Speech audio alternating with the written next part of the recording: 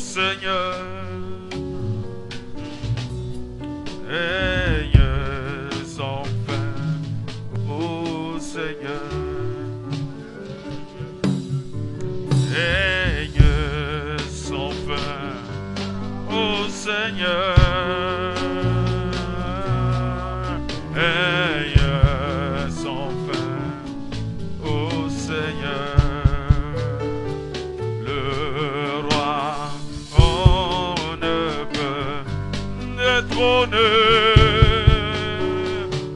Dieu Tout-Puissant, toi tu es invincible, et ton règne nous satisfait pleinement. Règne sans fin, ô Seigneur. Nous disons, Seigneur, que ton règne vienne, que ton règne vienne, que ton règne vienne. Proclame son règne, que ton règne vienne. Nous demandons, Seigneur, ici et maintenant, dans nos vies, dans nos maisons, dans cette mission, dans ton église au Bénin, dans cette nation, dans toute l'Afrique, le monde entier, Seigneur, que ton règne vienne, que ton règne vienne, que ton règne vienne, que ton règne vienne.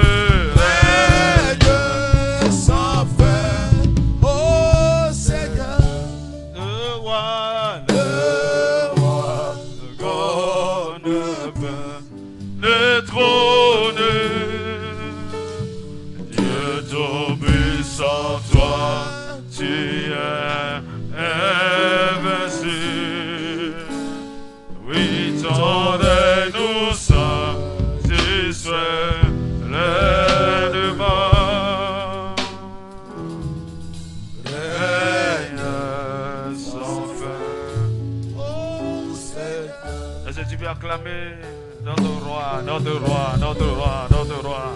Come on, come on, come on, come on. Acclame Jésus, acclame Jésus, acclame Jésus. Le roi indétrônable. Machaka, le roi éternel. Le roi éternel, le roi éternel. Son règne n'a pas de fin. Remasse que des sotarabra que de baraba. Des atarabra que de brada. Et que de Yamanade. Karabara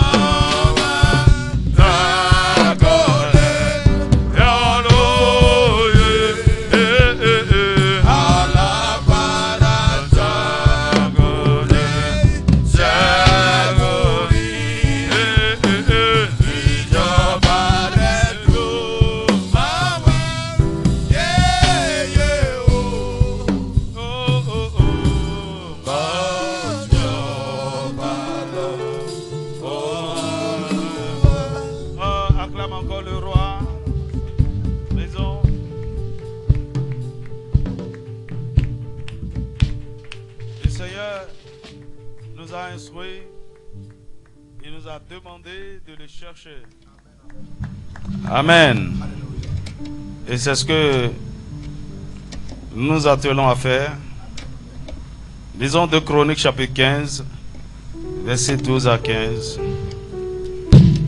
On aurait pu commencer à partir du verset 1. 2 Chroniques 15, versets 12 à 15.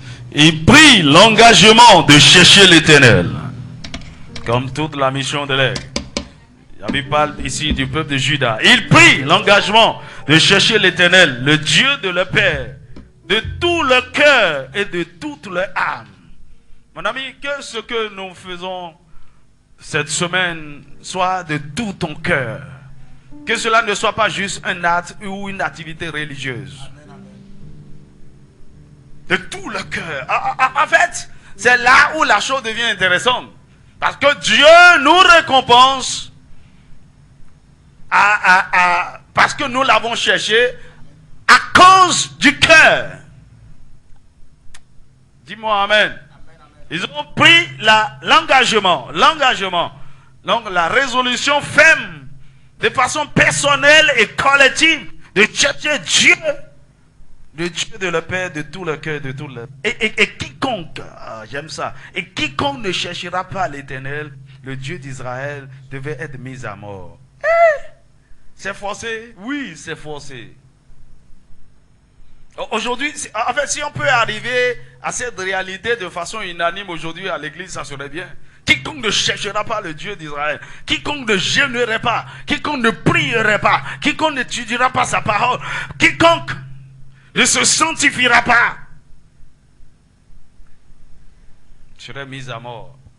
Mais aujourd'hui, il n'y a aucune sentence. Hein. Il y a rien. Chacun est libre de faire ce qu'il veut, de chercher Dieu quand il veut, de prier quand il veut, de venir à l'église quand il veut, mon ami.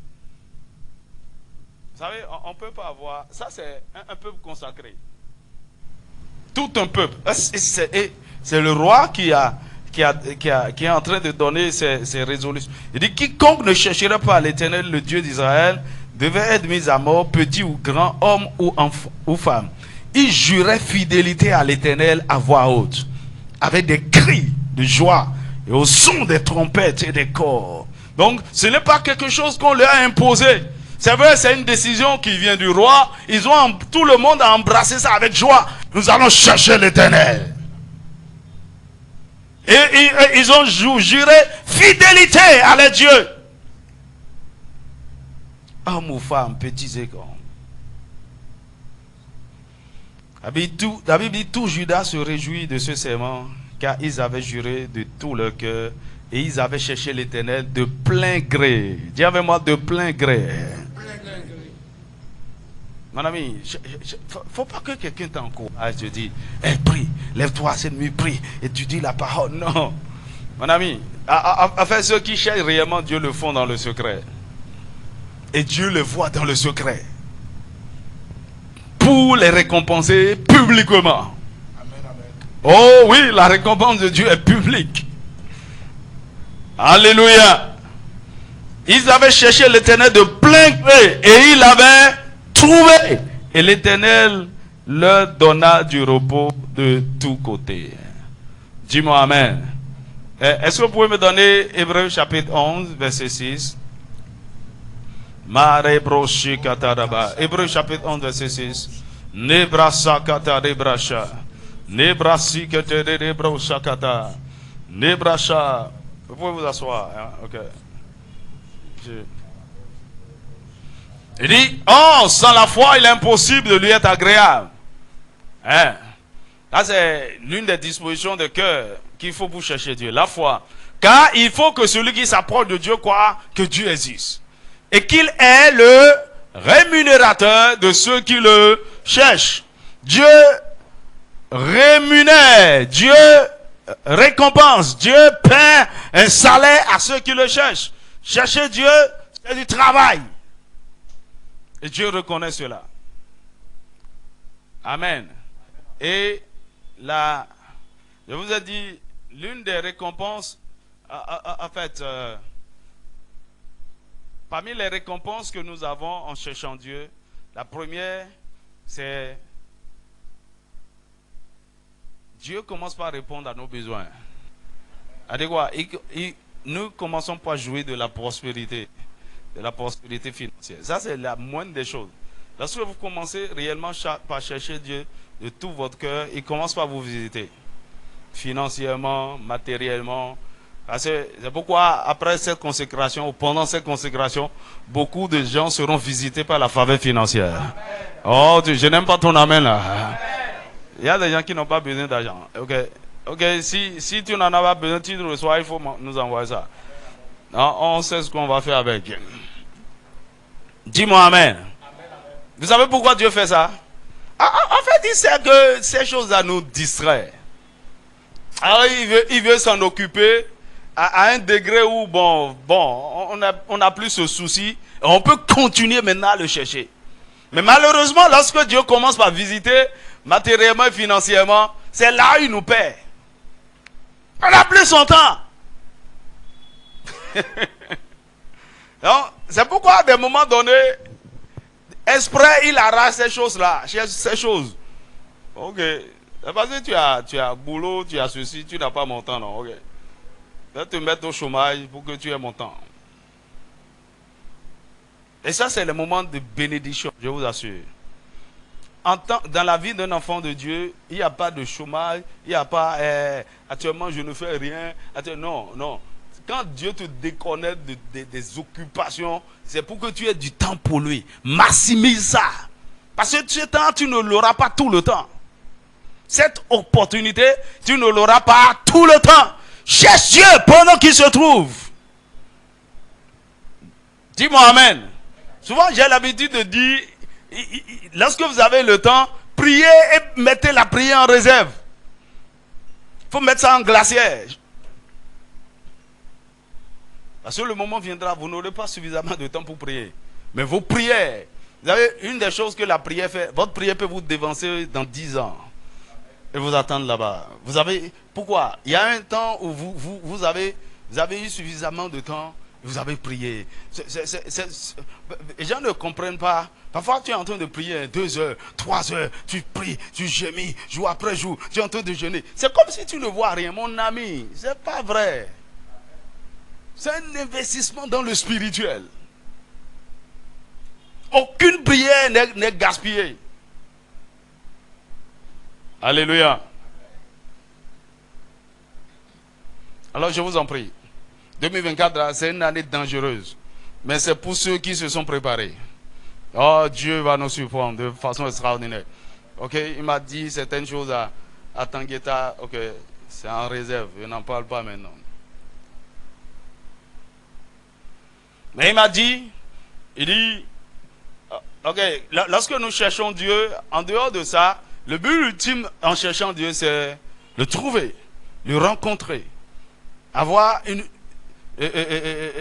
rencontre face à face avec lui, ou du moins faire ces 4 expériences, l'entendre, le contempler, le toucher, le voir. Amen. Mais avant ça, il peut nous permettre d'avoir beaucoup de visitations et de rencontres surnaturelles. À travers des songes, à travers des visitations d'anges, à travers plein de choses. Et je vous ai dit, parmi ces récompenses, il y a quelque chose, et c'est ça qu'il m'a dit, qui fera exceptionnellement. Lorsque nous cherchons Dieu, comme Josaphat et son peuple, Juda, a eu à le faire en son temps,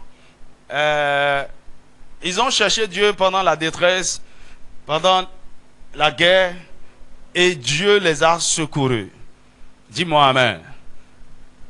Il les a secourus et il les a délivrés. Il dit de façon exceptionnelle, ce que je vais faire avec vous pendant cette 3e session de chercher Dieu, vous allez me connaître comme le Dieu qui secourt. Vous allez me trouver comme votre Ebenezer. Oh, j'aime pas ton amen là. Hein. Donne-moi un Samuel, chapitre 7. Un Samuel chapitre 7. Lisons à partir du verset 7. Non, Dieu va te secourir. Je te garantis. Alors, tout dépend de ta foi. 1 Samuel chapitre 7, verset 7. Allez, peu importe la situation dans laquelle tu te trouves, le trou dans lequel tu es, tu es au cœur d'une guerre, d'une bataille, tu es dans une maladie, tu es dans une détresse financière, peu importe. Et tu as besoin de secours. Le secours de Dieu va te localiser. Dis-moi un vrai amen. Dis-moi un vrai amen. Il se révélera à toi exceptionnellement cette semaine comme ton Ebenezer, le Dieu qui secourt. Dis-moi un vrai amen. Les Philistins apprirent que les enfants d'Israël s'étaient assemblés à Mispa et les princes des Philistins montaient contre Israël. À cette nouvelle, les enfants d'Israël eurent peur des Philistins. Et il dit à Samuel, ne cesse point de crier pour nous à l'Éternel, notre Dieu, afin qu'il nous sauve de la main des Philistins. Donc, continue de chercher Dieu en notre faveur, afin qu'il nous sauve, afin qu'il nous envoie son secours. Okay? Samuel prit un agneau de lait et l'offrit tout entier en holocauste à l'Éternel. Il cria à l'Éternel pour Israël et l'Éternel les ossa. Alors son holocauste là, ça représente le sacrifice que nous sommes en train de faire en jeûnant, en priant, ok, en donnant, en semant. Ça aujourd'hui c'est plus des sacrifices sanglants, des sacrifices d'animaux, ok, en adorant Dieu, en le louant. Ça c'est les sacrifices que nous apportons, hein, en apportant nos ressources. Donc, l'un des moyens par lesquels nous cherchons Dieu, c'est par le sacrifice. Amen. Allez, pendant que Samuel offrait l'holocauste, les Philistins s'approchaient pour attaquer Israël. L'Éternel dit, l'Éternel fit retentir en ce jour son tonnerre sur les Philistins et les mit en déroute. Il fut battu devant Israël. Dieu va faire retentir son tonnerre sur tes ennemis. Il va les mettre en déroute au nom de Jésus. Les hommes d'Israël sortis de Mispa poursuivirent les Philistins et les battirent jusqu'au-dessous de Beth-Kar. Samuel prit une pierre qu'il plaça en Mispa, entre Mispa et Shen, et il l'appela du nom de Ebenezer, en disant, jusqu'ici, l'Éternel nous a secourus. L'Éternel nous a secourus. Ainsi, les Philistins furent humiliés, et ils ne vinrent plus sur le territoire d'Israël. Il y a certains ennemis, ils vont totalement disparaître de ta vie. Dieu va les vaincre pour toujours. Ils ne reviendront plus jamais. Dans le nom de Jésus. La Bible dit, la main de l'Éternel fut contre les Philistins pendant toute la vie de Samuel. Waouh! Les villes que les Philistins avaient prises sur Israël retournaient à Israël. Alors, voilà l'une des choses que le secours de Dieu fera. Tout ce que Satan avait volé, avait récupéré dans ta vie, ça va retourner. Ça va retourner dans ton héritage. Dans le nom de Jésus. La paix, la joie, le bonheur, la sécurité, les ressources financières, les opportunités, la santé. La Bible dit, tout ce que les Philistins avaient pris, retournait. Tout ce qui est à toi, que Satan avait pris, je décrète et je déclare, en cette semaine, ça retourne chez toi. Ça retourne dans ton économie. Ça retourne dans ton héritage. Dans le nom de Jésus. Alors que Dieu te secourt, il restaurera toutes choses. Ta bonne santé, ta gloire, ta destinée, dans le nom puissant de Jésus. Dis-moi Amen. Alors, médite sur ce texte. Et prie avec ça si tu es inspiré. Alléluia. Alors ce soir, j'aimerais aller directement à la parole. Peut-être demain on aura le temps de prier un peu. 2 Corinthiens chapitre 6, versets 14 à 18.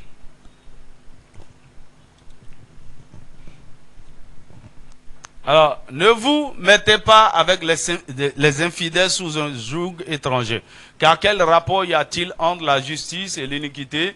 Ou qu'y a-t-il de commun entre la lumière et les ténèbres? Quel accord y a-t-il entre Christ et Bélial? Ou quel part a le fidèle avec l'infidèle? Quel rapport y a-t-il entre le temple de Dieu et les idoles? Car nous sommes le temple du Dieu vivant, comme Dieu l'a dit, j'habiterai et je marcherai au milieu d'eux. Je serai leur Dieu et ils seront mon peuple. C'est pourquoi sortez du milieu d'eux et séparez-vous, dit le Seigneur. Ne touchez pas à ce qui est impur et je vous accueillerai. Je serai pour eux un père et vous serez pour moi des fils et des filles, dit le Seigneur le Tout-Puissant. Amen. Le but de la consécration. Alors, la volonté de Dieu, nous l'avons compris depuis l'Ancien Testament jusque-là, jusque dans la Nouvelle Alliance, jusqu'à présentement, je te parle. La volonté de Dieu est que ceux qui lui appartiennent, son peuple, lui soit consacré. La volonté de Dieu est que chaque enfant de Dieu, chaque rassemblement, partout où son nom est invoqué, normalement, tous ceux-là doivent être consacrés à Dieu. La consécration n'est pas réservée à un groupe de personnes. Ce n'est pas une affaire de pasteur, ce n'est pas une affaire de clergé. Tout enfant de Dieu doit être consacré. Parce que dans cette nouvelle alliance, en tant que sacrificateur et roi, nous sommes tous appelés à la consécration. La consécration, c'est l'affaire des sacrificateurs. Si tu te déclares sacrificateur, alors tu es appelé à la consécration. Dis-moi amen. Alors, on a vu un peu les raisons qui ont poussé Dieu à l'origine à exiger et à demander de son peuple la consécration. Mais quel en est le but? C'est pourquoi. Alors,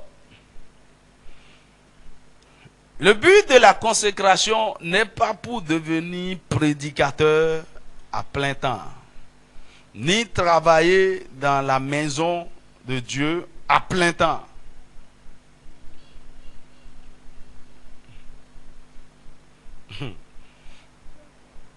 Vous savez, quelqu'un peut être prédicateur à plein temps. Quelqu'un peut être au service de Dieu dans sa maison à plein temps. Dormant même à l'église. Et ne pas être consacré à Dieu. Parce que nous l'avons compris, la consécration, c'est la séparation et la sanctification. Il n'est pas séparé et il n'est pas saint pour Dieu. Alors il s'amuse. Donc ce n'est même pas ce que j'essaie de faire physiquement. Parce que je suis dans le sacerdoce, j'ai soutane, j'ai col blanc. Ça ne veut rien dire. La consécration est une affaire spirituelle. Dis-moi amen. Maintenant, ce n'est pas une affaire de clergé. Ce n'est pas une affaire. Et quand on parle de ministère d'abord, beaucoup de gens croient c'est pour devenir prédicateur évangéliste. Non, il soit délivré de tout ça. Dis-moi amen. En fait, tout enfant de Dieu est appelé au ministère. Nous avons tous un ministère. Le ministère n'est rien d'autre que la découverte et la poursuite du but ou du plan de Dieu pour votre vie. Ou tout ce que vous faites qui participe à l'avancement du règne de Dieu sur la terre. C'est ça le ministère. Dis-moi amen. Et donc, pour que vous soyez efficace dans votre ministère, il faut que vous soyez consacré. Vous allez constater que dans certains sectes, par exemple de la franc-maçonnerie que nous connaissons, les gens ne confient pas certains postes à des gens si tu ne fais pas partie du club, si tu n'es pas frère. On ne va pas te donner des marchés ou des ceci si tu n'es pas connecté. Parce que tu n'es pas dans leur système, tu ne fais pas partie de leur royaume. Alors donc on ne t'implique pas. Alors dans le royaume de Dieu, le Seigneur a une mission à accomplir sur la terre et il a besoin des hommes qui lui appartiennent et qui se sont dédiés à lui pour faire sa volonté. Et ce n'est pas une minorité, c'est tous ses enfants. Dis-moi amen. Alors donc, à tous les niveaux de la société, à tous les niveaux où on a besoin que le règne de Dieu s'établisse, Dieu a besoin des hommes consacrés à lui pour que son royaume avance. Ok? Donc, de la même manière où il a besoin des pasteurs consacrés, il a besoin des hommes d'affaires consacrés. Oh, dis-moi amen. Oui. Des hommes d'affaires consacrés, des politiciens consacrés, des médecins consacrés, je ne sais pas, citez tout ce que vous voulez. Des éducateurs consacrés, des sportifs consacrés, des gens au niveau de cette montagne, ils sont consacrés à Dieu. Ça veut dire quoi? Ils fonctionnent au paix dans ces secteurs-là, mais en réalité, ils appartiennent à Dieu et tout ce qu'ils font, c'est pour Dieu. Dis-moi amen. La Bible parle par exemple dans le livre de Matthieu de comment quelqu'un peut être riche pour Dieu. Ça c'est un homme consacré. Il est riche pour Dieu. Afin que ces ressources-là servent à la gloire et à l'avancement du règne de Dieu. Et le Seigneur m'a dit, avant qu'on ne commence cette affaire, il me l'a dit à Tangueta, il dit partout où ce ministère se lèvera, sera établi, je vais susciter des hommes d'affaires, ok, pour soutenir cette œuvre. Ça, c'est des hommes d'affaires consacrés. Dis-moi amen. Ok, qui ne font pas les affaires selon le monde et qui ne font pas les affaires pour leur propre intérêt. Ils savent qu'ils sont juste des intendants, des ministres de Dieu, des ambassadeurs dans le domaine de l'économie et ils doivent rendre compte à Dieu. Et parce qu'ils sont consacrés à Dieu, la façon dont ils fonctionnent, leur cahier de charges et tout, ils ressortent ça de Dieu parce qu'ils lui sont consacrés. Dis-moi amen. Est-ce que vous savez que la richesse est spirituelle? Et pour que vous puissiez créer la richesse, par exemple, le domaine, vous allez commencer par manifester, par exemple, une dimension de fortune parce que vous êtes rentré dans une certaine dimension spirituelle. Ok, tu me suis pas. Hein? Par exemple, tu es un individu lambda, tu n'es rien du tout, te promenant dans les rues de Calavi. Ok, et puis il y a quelqu'un qui est dans un club, dans une fraternité, qui te récupère et dit: ah, tu seras mon bon petit, je suis ton mentor, voilà. Et puis il t'amène et il t'introduit dans un cercle. On t'initie, tu fais des sacrifices et tout. En fait, tout ce qui va commencer par se passer dans ta vie, financièrement, n'est pas de ta force.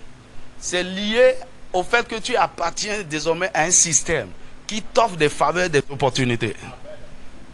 Dis-moi amen. Donc, manifester la richesse dans le domaine physique, ça appartient à un règne. Et il faut votre manteau de sacrificateur, de fils de Dieu consacré pour rentrer là-bas. Par exemple, il y a certains d'entre vous ici, il y a un ange particulier que vous devez rencontrer dans le monde de l'esprit avant de débloquer certaines choses. Mon ami, il y a les anges de la prospérité, les anges de la sagesse, de l'innovation, de la créativité. Dis-moi amen. Sans la sainteté, vous ne pouvez pas naviguer à travers le monde spirituel et aller dans cette dimension-là. Est-ce que quelqu'un me suit?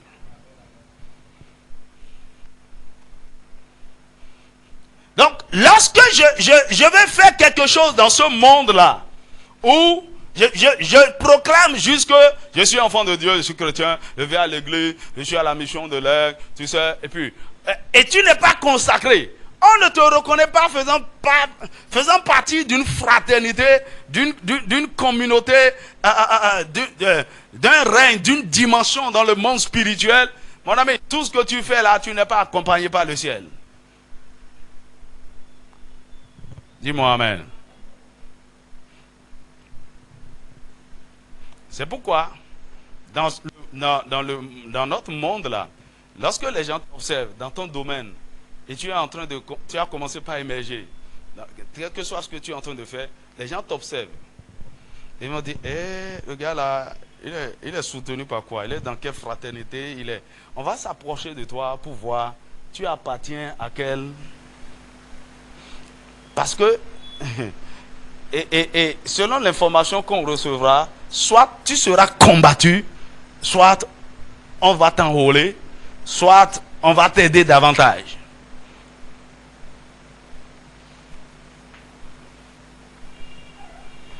Et beaucoup d'enfants de Dieu sont en l'air.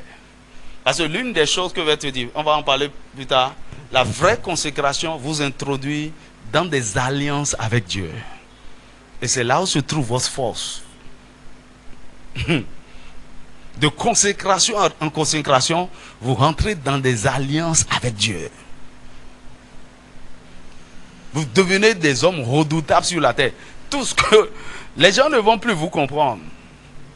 Mon ami, vous ne pouvez pas dominer dans ce monde en étant naturel, en fonctionnant avec votre intelligence naturelle, en faisant les choses comme selon le monde. Non! Les choses doivent changer. Vous devez vous consacrer à Dieu. Est-ce que quelqu'un me suit? Alors, le but de la consécration est de se mettre au service de Dieu avec l'intention de lui offrir le meilleur, peu importe ce que ça vous coûtera.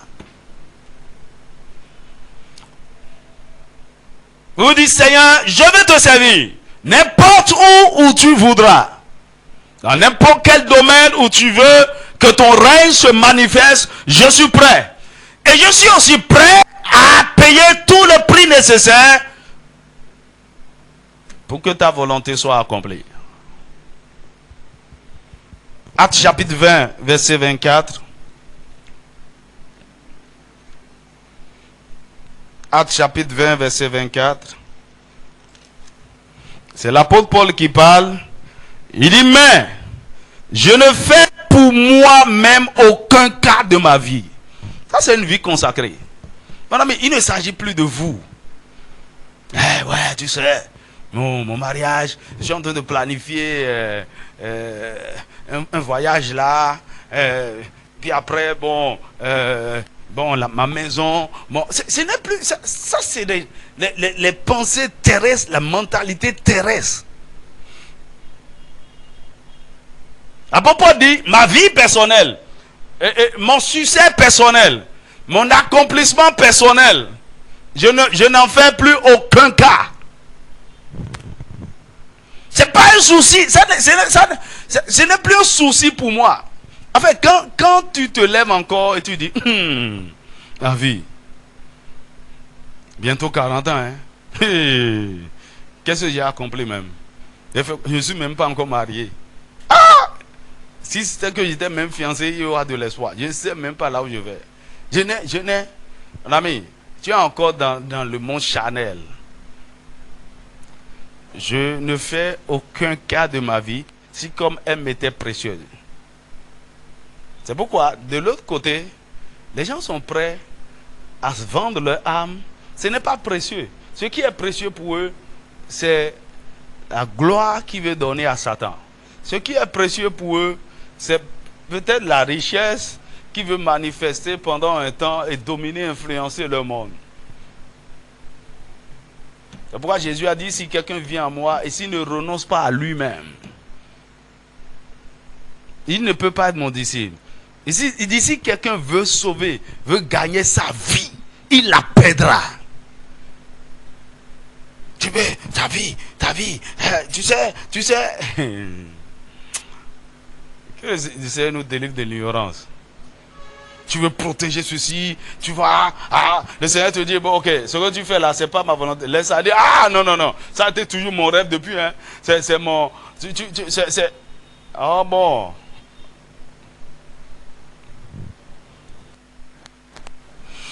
Il dit, je ne fais pour moi-même aucun cas de ma vie comme si elle m'était précieuse, pourvu que j'accomplisse ma course, joie, et le ministère que j'ai reçu du Seigneur Jésus, d'annoncer la bonne nouvelle de la grâce de Dieu.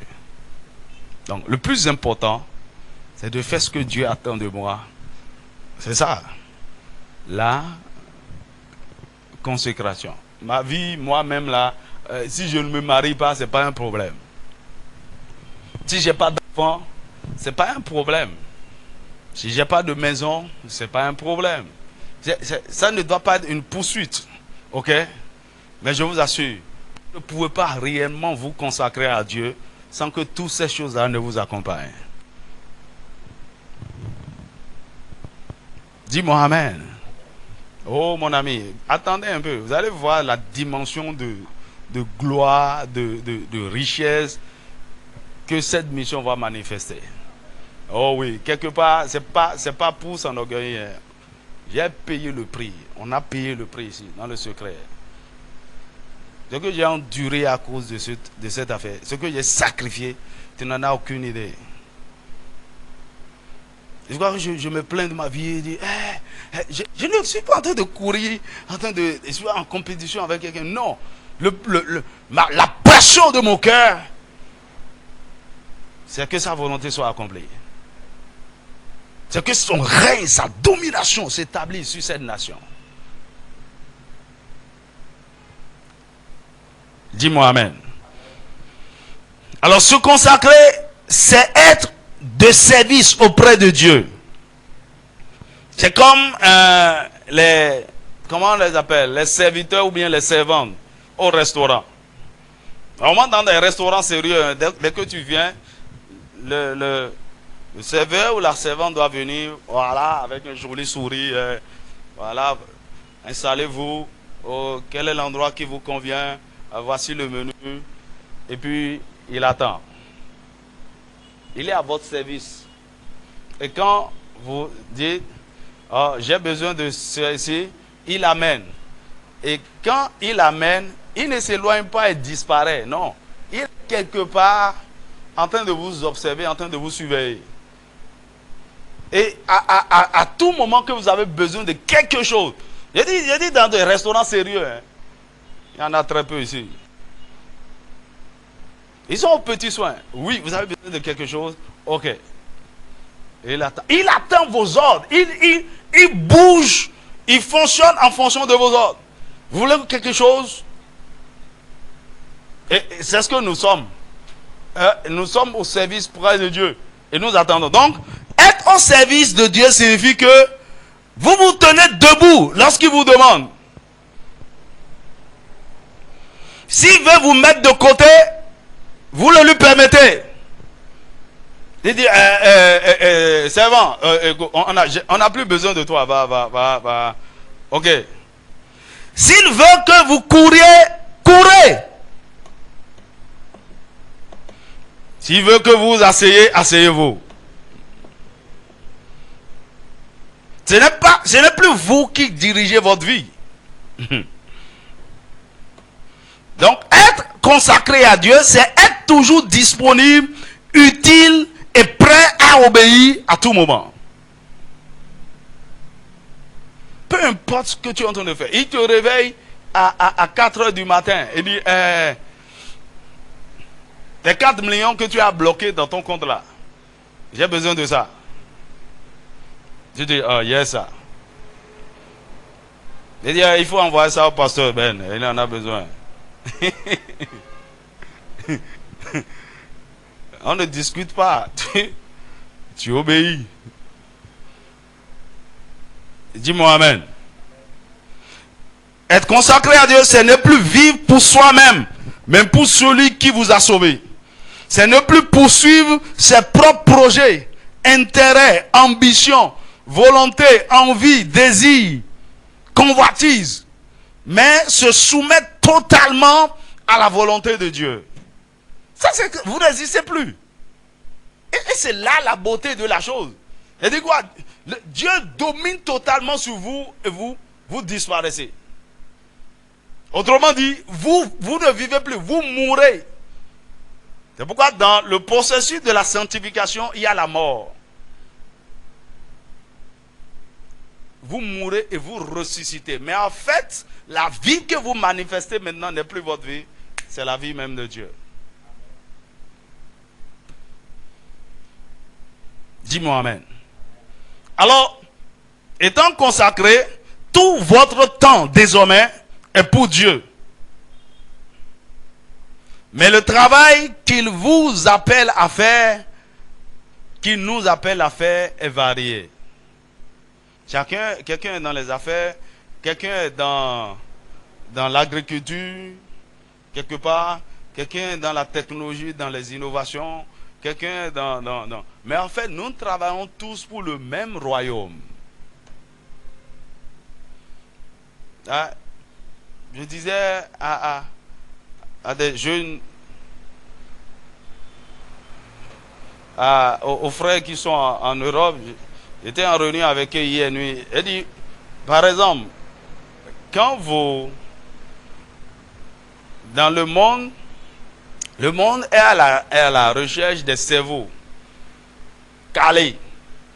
Surtout le système de la franc-maçonnerie, des Illuminati, ils ne cherchent pas des cancres, des sages, des intelligents. D'ailleurs, dans nos fraternités, les antichambres de ce truc, les Lions Club, Rotary, ils ne vont pas vers n'importe qui. C'est des cadres, les intelligents, chacun dans leur domaine. Il est banquier, il est médecin, il est ceci. C'est eux qu'on recrute. Les cerveaux. Et donc, ils ont déjà une certaine compétence. Et Satan en a besoin pour l'expansion de son royaume. Ok? Et j'ai dit, regardez maintenant dans l'église. Nous avons beaucoup de compétences comme ça. Des gens qui sont docteurs en ceci, ingénieurs de ça, et tout. Ok? Mais tout ce qu'il fait, c'est aller à l'église le dimanche et retourner. Mais il n'est pas au service du royaume de façon engagée. Et il ne veut pas que quelqu'un le recrute pour le royaume. Il est juste en l'air là-bas. Mais le danger, c'est qu'on peut le récupérer de l'autre côté. Ou soit il deviendra inutile totalement aux deux royaumes.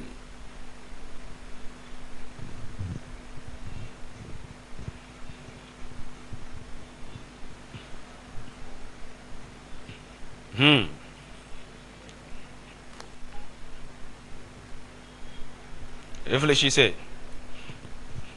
Et de l'autre côté, Satan est actif. Il est en train de travailler dans le domaine, surtout dans le domaine du showbiz. Il voit un talent qui est en train d'émerger, on le récupère rapidement. Satan n'a rien créé, c'est un opportuniste. On le récupère rapidement.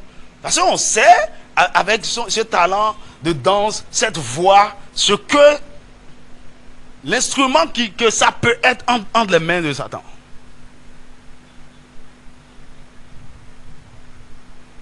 Imaginez si Michael Jackson était un instrument entre les mains de Dieu.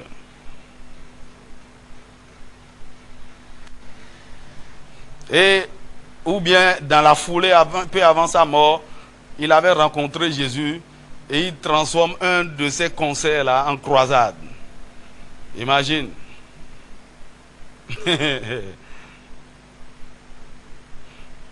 Maintenant, nous, il y a juste une minorité consacrée à Dieu. Les autres là, ils sont de l'autre côté en train de chercher l'argent. Et comme ils ne veulent pas faire partie de leur club, on leur ferme des portes. On ne leur donne pas, ils sont en train de souffrir ou bien ils sont en train de manger les miettes. Ok? Et ils ne sont pas aussi du côté de Dieu pour que Dieu les amène dans cette dimension. Ils sont quelque part au milieu là. Écoutez, c'est quel gâchis ça? Et je crois que, non, Parfois, j'ai entendu quelqu'un dire, écoute, il ne faut pas te méfier du pasteur. Là. Il est trop spirituel. Il va t'embobiner. Tu risques de devenir pasteur. Hein, fais attention. Qui t'a dit que j'ai des pasteurs? Je veux que tu sois un instrument de Dieu là où Dieu t'a appelé.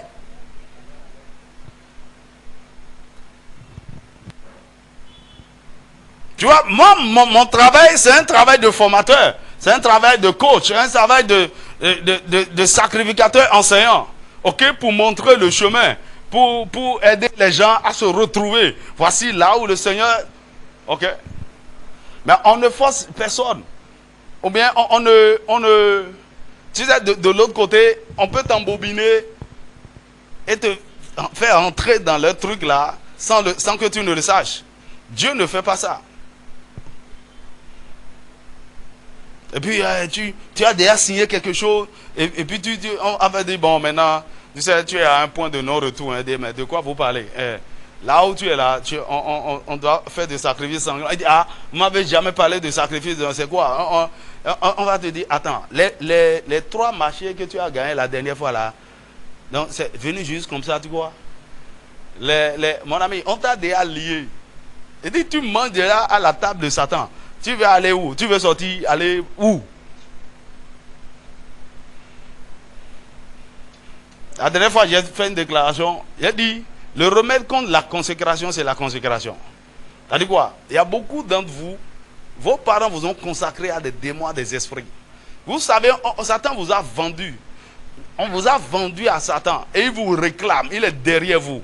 Alors, lorsque vous venez au Seigneur, vendez-vous totalement à Dieu aussi. Donnez-vous totalement à lui. Donnez-vous. C'est-à-dire que la façon dont vous servez Dieu, vous soyez perdu en lui. Qu'on vous appelle fanatique, qu'on vous appelle rat d'église, vous savez ce que vous êtes en train de faire. Mais voici des chrétiens, il est juste en l'air. Il n'a aucun interdit, aucune restriction. Il ne suit aucune loi. Il vit sa vie juste comme ça. Non, mais tu sais que dans le monde, les gens vivent n'importe comment. Non. Ils ont des restrictions, des principes,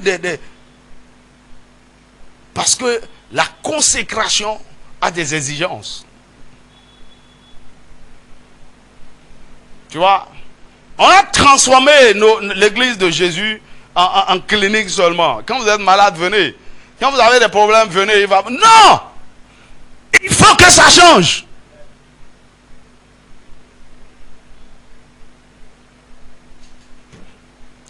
Pasteur, prie pour moi. Je sens une promotion qui est en train de rôder autour de moi là.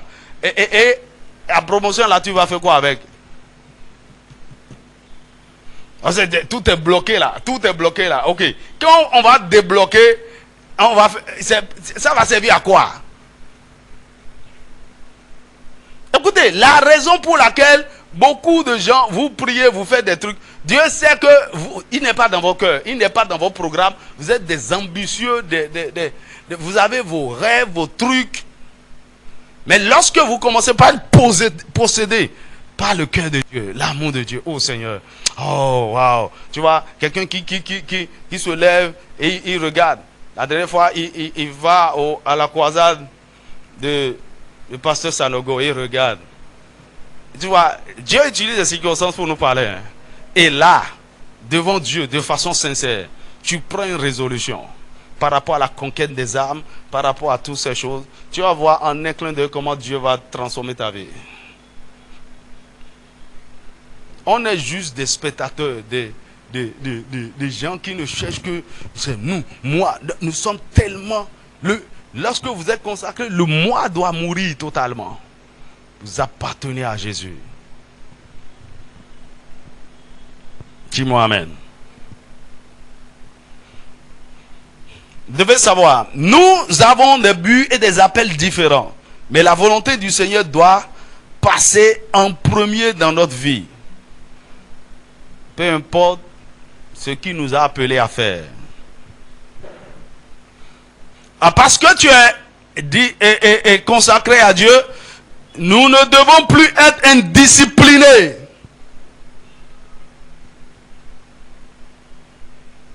Tu vois, il y a pas plus indiscipliné que chrétien évangélique.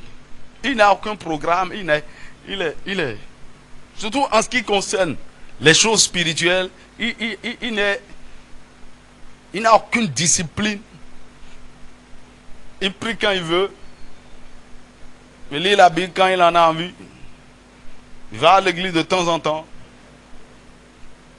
Mon ami, les autres ils ont des disciplines. Il sait qu'il y a un parfum, il doit passer à 0 heure.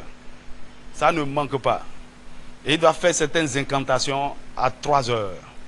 Il ne dort pas la nuit. Il est là et il veille. Il parle avec des esprits. Ok? Il sort. Son habillement, tout est codé. C'est que aujourd'hui, là, c'est du blanc. Tu mets tel parfum. Tu te laves avec savon, avec telle eau, tout ça là. Et c'est ça qui te permet d'avoir l'influence et le contrôle. Non, nous là, Jésus a déjà tout fait. Hein. On ne est contrôlé par rien du tout.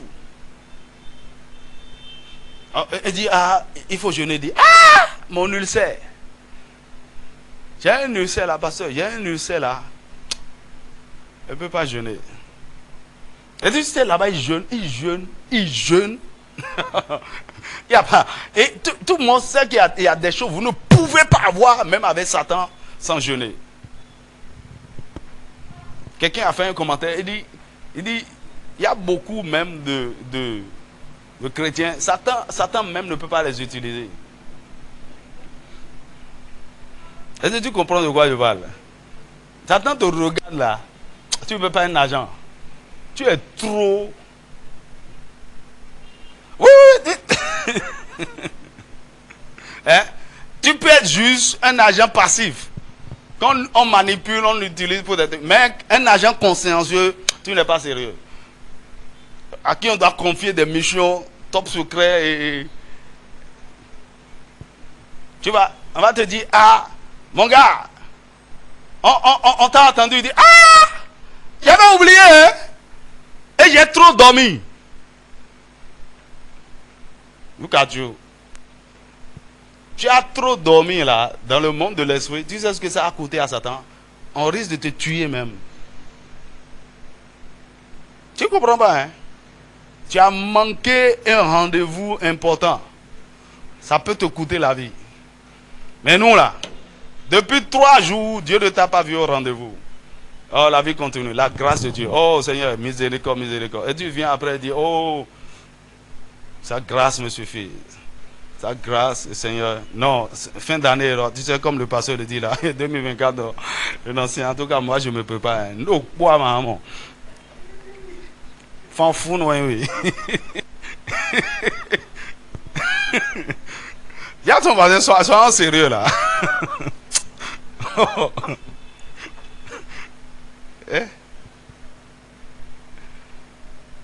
Vous savez, là où je suis là, c'est-à-dire, je vois comme un fou. Il n'y a rien qu'on ne puisse faire avec Dieu. Il n'y a rien, je vois nulle part qui m'impressionne. Dieu a juste besoin d'une poignée d'hommes consacrés. Les ressources ne sont rien du tout.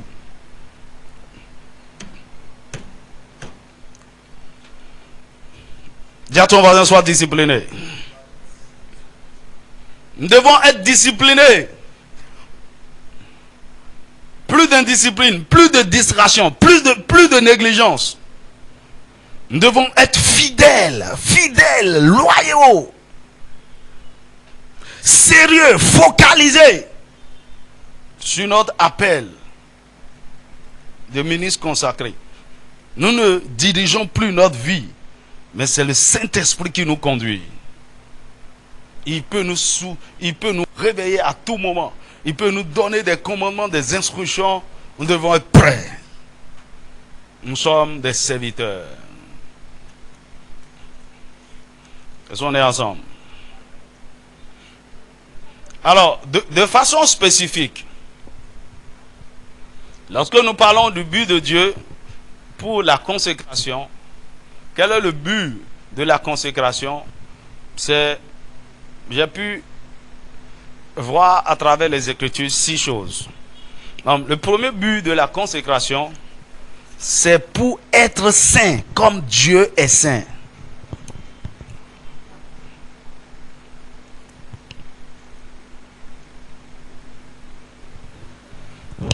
Il faut bien écrire saint là. Hein.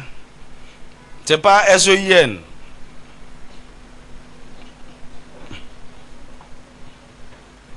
Voilà un domaine où beaucoup de chrétiens ne sont pas sérieux. Là.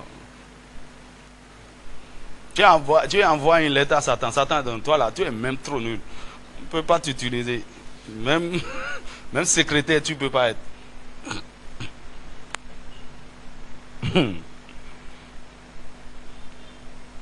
C'est pour être saint, comme Dieu est saint. Ah! Comment? Un homme? Non. Un homme ne peut pas être saint. Tu vois, quelque part, quand je grandissais, Dieu m'a délivré. Il y avait ce truc quelque part derrière ma tête, quelque part. Et dans un coin de mon cœur, blague à part, c'est la Bible qui... Dieu, c'est les auteurs de la Bible qui sont de parler. Aucun homme ne peut être saint. Aucun homme ne peut être pur. Et en fait, c'est quelque chose que beaucoup de gens croient. Que être pur comme Dieu, ok, être pur, ok. Mais ajouter comme Dieu, saint comme Dieu, mais on n'est pas Dieu, non? En fait, c'est ce qui a tout gâché. Hein. C'est ce qui a fait qu'on est bloqué quelque part.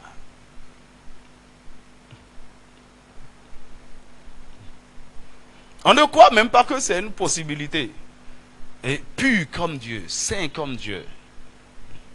Mon ami, c'est quelque chose que vous pouvez faire. Écoutez, commencez par observer votre vie jour après jour. Et à la fin de la journée, examinez avec le Saint-Esprit quelles sont les erreurs que vous avez faites. Vous pouvez vivre, passer une journée sans mal penser, sans mal parler, sans poser aucun acte inconvénient. Mais tout ce que vous avez fait ce jour-là, ça a glorifié Dieu. Cette journée a été sanctifiée. Dis-moi amen. Maintenant, le problème c'est que la plupart d'entre nous, étant dans le monde, nous avons été déjà corrompus. Avec certaines habitudes, avec certains plaisirs de la chair, avec beaucoup de choses que nous avons essayé, et comme ça n'a pas marché, on dit, oh, il n'y a pas Non, ça c'est un truc. Et vous savez quoi? Et quand on est venu à l'église, on a aussi constaté qu'il y a des doyens à l'église qui ont les mêmes problèmes que nous avons là. Et ils nous ont dit, mon frère, c'est comme ça, hein, on gère, tout le monde. Même le pasteur là, il a ce problème. Ou bien, je viens et je constate que les péchés que j'essaie de lutter contre, de sortir de là, il y a des gens qui sont confortables dedans, en train de proclamer, de servir Dieu. Vous savez quel a été le véritable problème de l'église, surtout chez nous au Bénin, elles sont ici. En réalité, l'église traditionnelle, l'église chrétienne, nos pères là, ils n'ont pas compris certaines choses par rapport à la mort de la chair. Mourir. Écoutez, la plupart des chrétiens de nos églises, je ne vais pas les citer, on a grandi dedans. Hein. C'est du christianisme charnel. Et on essaie de fabriquer une sainteté selon la loi. C'est fait d'interdit seulement. On ne fait pas ça. On ne fait pas ça. Chez nous, on ne fait pas ça. Chez nous, on ne porte pas bout d'oreille. On n'attache pas, on attache la tête. On ne porte pas pantalon. On ne fait pas ceci. On ne fait. C'est pas ça la sanctification. Et quand les gens essaient de rester dans ce couloir-là, ouais. D'abord, on n'a pas exploré toute la puissance de la grâce de Dieu, ok, qui délivre. Et on n'a pas compris par quel mécanisme un pécheur gradé peut devenir saint. C'est pas la sanctification qui est un processus. Et je vous ai montré ça. On aura le temps de revenir sur ça. Lorsque vous acceptez le don de la justice, il vous conduit dans un processus. Et à la fin, vous commencez par porter les fruits de la sainteté. Et Dieu utilise toutes sortes de moyens. Les épreuves de la vie, les déserts que nous traversons, les chocs, les pressions que nous connaissons. Il y a même des choses, il nous permet d'expérimenter en termes de péché. Et parce qu'on est tombé dedans, la douleur que ça a causé, ça a fait qu'on n'a même plus besoin de Saint-Esprit pour être saint dans ce domaine. Qui comprend de quoi je suis en train de parler? Ni doit ni oser aider vous. Quand tu vas te souvenir de la douleur, de ce que tu as traversé là. Maintenant, le problème aussi, de l'autre côté, quand les gens violent les lois de la sanctification selon Satan, il y a des punitions, des châtiments. Mais puisque la grâce de Dieu agit, sa miséricorde fait que, il dit, si tu pêches, viens confesser et tout. Voilà, on a pris cette habitude. Et on se dit, Seigneur, 1 Jean 1,9. Mon frère, c'est pour les chrétiens, c'est pour nous que Dieu a pensé à ça, il a mis ça là. 1 Jean 1,9. Il dit, si vous confessez. Mon ami, non confessez, non confessez. Quand je fais quelque chose, je dis. Moi, je vais cacher transgression, pourquoi? Je dis. Hein? Voilà un pasteur qui dit, hey, écoutez, moi, je vais vous dire la vérité. C'est pourquoi Dieu m'aime comme ça. Je confesse.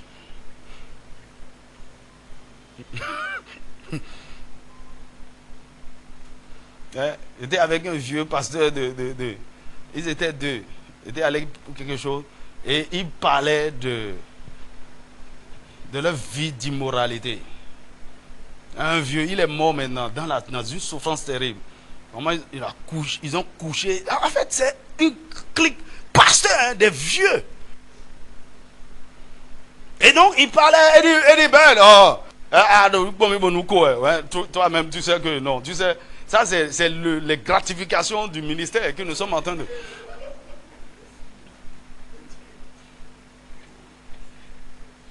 Hein, c'est les récompenses du oh Dieu, non.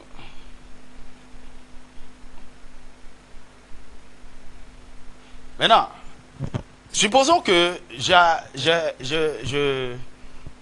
gens-là étaient mon père spirituel. Ok? Ou bien je luttais avec quelque chose. Et puis ils ont des versets, hein, pour te montrer que voilà, ça là.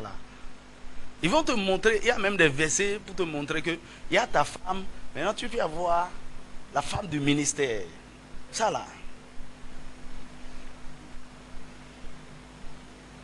Donc, le diable nous a séduit. On a trouvé des moyens pour sanctifier les péchés. Et donc, plus personne. Et puis d'ailleurs, puisqu'on n'a pas de modèle de sainteté qu'on peut regarder, qu'on peut suivre, ok. Tout le monde est dedans. Et donc, on croit que la chose est impossible. Mon ami, il y a des saints sur la terre. Il y a des gens purs et vrais, intègres sur la terre. Et je suis en train de poursuivre ça. Vous pouvez vivre cette vie.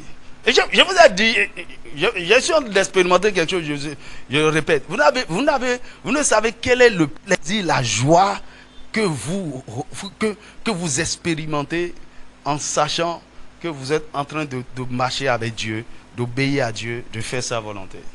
C'est trop doux.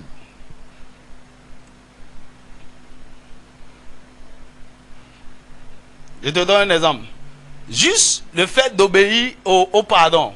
Parce que quelqu'un t'a blessé, t'a frustré, et tu es allé régler cette affaire, et vous êtes pardonné, vous avez fait la paix. Regarde ce que ça fait. Mon ami, obéir à Dieu est mieux. Hein? Pourquoi je dis mieux même? C'est comme s'il y avait comparaison.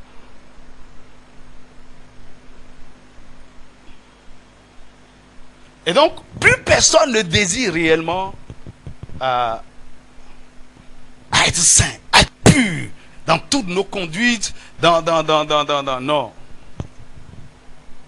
1 Pierre chapitre 1, verset 15 à 16. Je crois on l'a lu ce texte.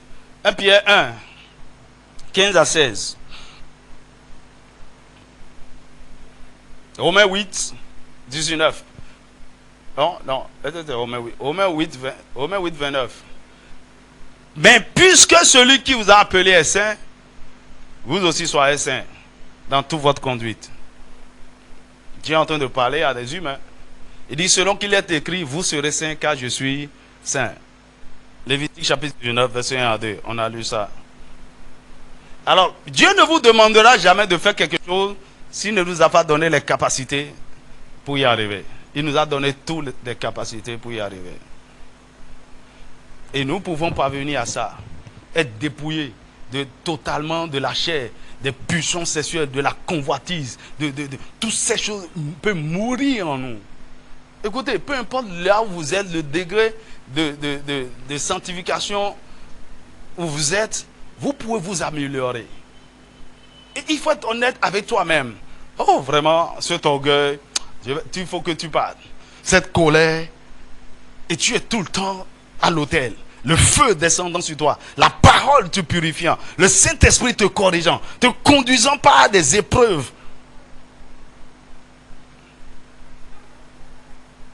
Le but, c'est que tu parviennes à la sainteté. Pourquoi? La Bible dit une chose, il dit sans la sanctification, personne ne verra le Seigneur. C'est quel verset même? Hein? Saint Thessaloniciens. C'est vrai?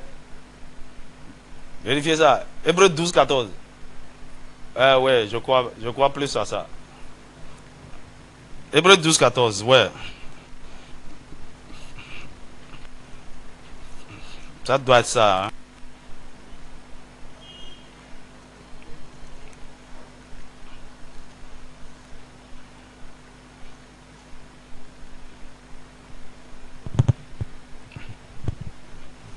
Voilà. Il dit recherchez la paix avec tous. Hébreux 12, 14. Et la sanctification. Recherchez ça. La sanctification sans laquelle personne ne verra le Seigneur. Personne. Personne. Tu n'auras pas le privilège même de le rencontrer face à face comme ça. D'avoir sa visitation. Encore moins d'aller au ciel.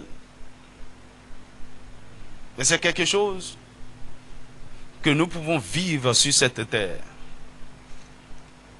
Dis-moi Amen. Et je vous ai dit, la personne à laquelle nous voulons ressembler dans la consécration, c'est Christ.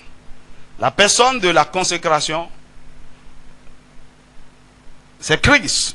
Romains 8, 29, nous voulons être semblables à l'image de Jésus, notre frère.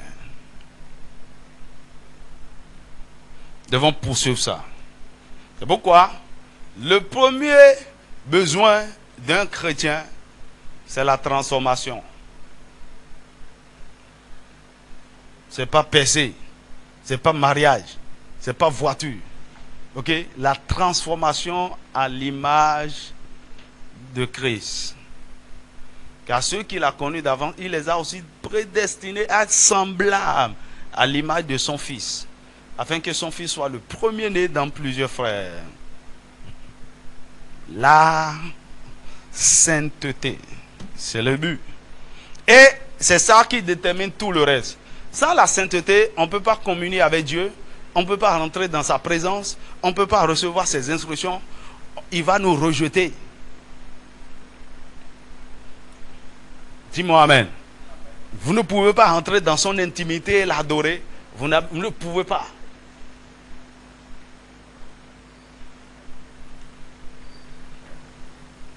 Et donc, il y a beaucoup de gens qui se disent, ouais, l'éternel Dieu est mon Père. Mais tu es tellement loin de lui. Il est ton Père comment? Avec la qualité de vie que tu as, tu ne peux pas t'approcher. Aide-moi à dire à ton voisin, tu peux être saint. Tu peux être pur. Tout ce qu'il faut pour y arriver, Dieu nous l'a donné. Dis-moi Amen. Il ne faut pas regarder autour de vous, d'où vous venez. Mon ami, je sais moi d'où je viens. Je connais même le milieu pastoral et tout. Elle dit non. Il y en a qui m'ont dit, toi là, tu fais le zélé là, on t'attend ici. Nous sommes des aînés, tu te prends comme quelqu'un de hey, toi tu fais pas, tu fais. Heureusement que tout le monde lit la Bible et tout le monde a un Saint-Esprit.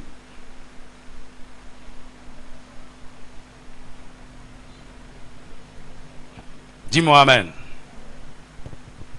Alors vous décidez quel genre de chrétien vous voulez être.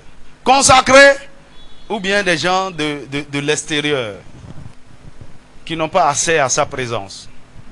La deuxième chose, deuxième but de la consécration, c'est pour que Dieu habite au milieu de son peuple. Dieu est tellement saint qu'il ne peut pas habiter dans la souillure. C'est pour que Dieu habite au milieu de son peuple. Dans Exode, quand Dieu voulait visiter le peuple d'Israël, il a dit à Moïse, dis au peuple de se sanctifier pendant 3 jours. Ok? Non seulement il se sanctifie, et quelle était la sanctification? Ok? Dans la sanctification, même nos vaudous le font ici. Ok? Ne pas s'approcher de la femme, ne pas manger certaines choses, et si possible, trouver de l'hysope. Tu connais l'hysope, non? Desserrer, pour te laver, voilà.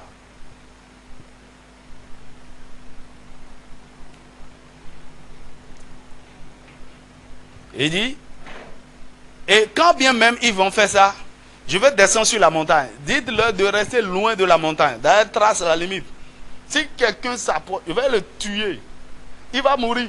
Même un animal, pas mégal, s'il s'approche de la montagne. Pourquoi? Je suis trop saint. On ne peut pas.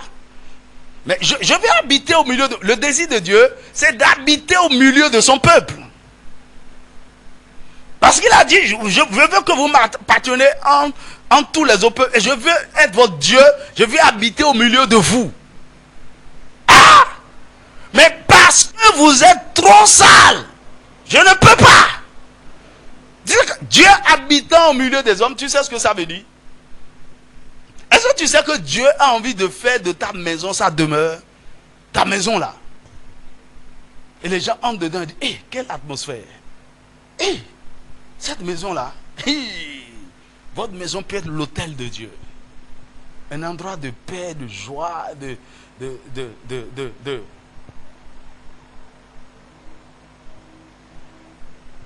Parce que Dieu habite là. Et maintenant, là où il y a les conflits, il y a les crises, il y a la rancune, il y a les bagarres, il y a les querelles, il y a l'animosité, il y a les souillures, toutes sortes de péchés, Dieu se retire.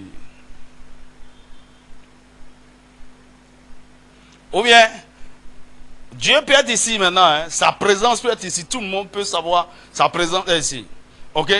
Et quelqu'un viole la loi de la sanctification, sa présence se retire.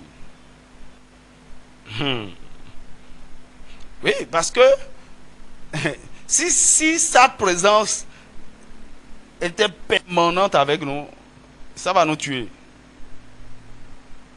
Non, il peut nous visiter de temps en temps dans sa gloire et partir. Mais en réalité, ce qu'il veut, c'est de faire du milieu de son peuple sa présence permanente. Il est toujours avec nous. Lorsque nous nous rassemblons, il est là. On n'a même pas besoin de louer, d'adorer. Dès que nous nous rassemblons, Dieu est là. Sa présence, mon ami, la présence de Dieu fait toute la différence. Là où Dieu est, là est la vie. Là est la paix. Là est la joie. Là est la prospérité. Là est la gloire. Là est la bonne santé. Tout est là.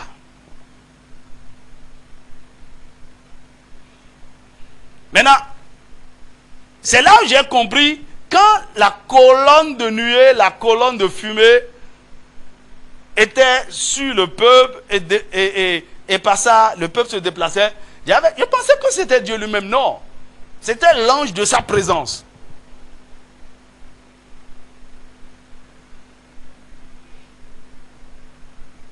Lisons un texte.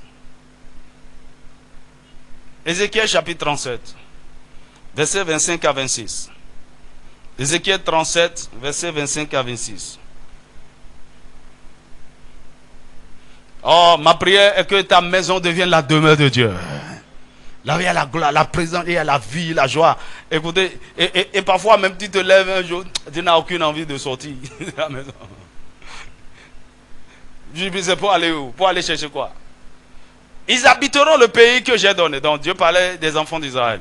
Ils habiteront le pays que j'ai donné à mon serviteur Jacob et qu'ont habité vos pères. Ils y habiteront, eux, leurs enfants et les enfants de leurs enfants à perpétuité. Et mon serviteur David sera leur prince pour toujours. 26. Je traiterai avec eux une alliance de paix.